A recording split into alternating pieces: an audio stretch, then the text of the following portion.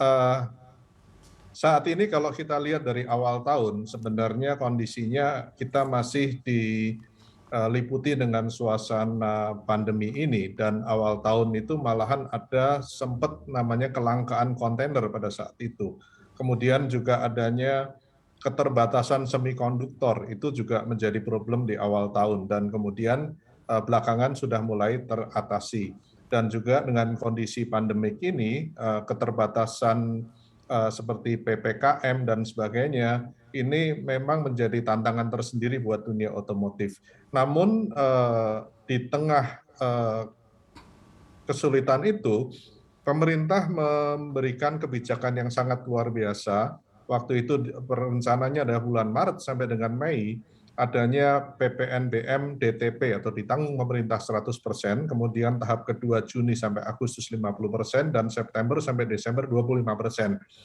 Setelah itu digulirkan, ternyata pasar tumbuh cukup pesat, animo masyarakat untuk beli mobil meningkat drastis, sehingga waktu itu supply itu lebih kecil dari demand. Jadi supply tidak bisa memenuhi kebutuhan, sehingga dengan berbagai pertimbangan akhirnya pemerintah memperpanjang dari Mei ke Juni sampai Agustus, dan kemarin berita terbaru September sampai dengan Desember juga masih menggunakan PPN BM 100% ditanggung pemerintah.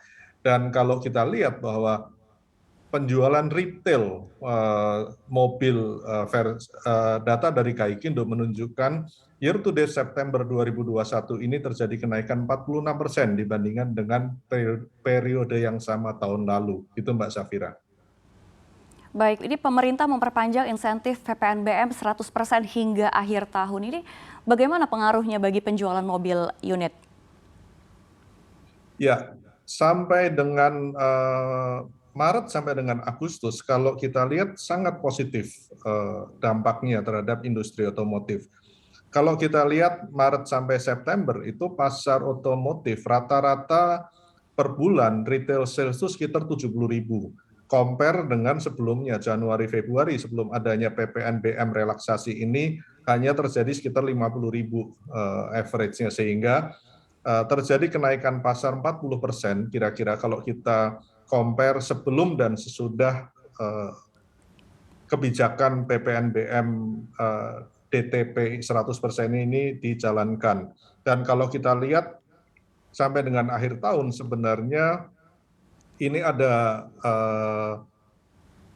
peluang sekaligus tantangan juga, karena masyarakat akan happy, akan menyambut PPN DTP ini karena langsung berdampak kepada harga beli mereka.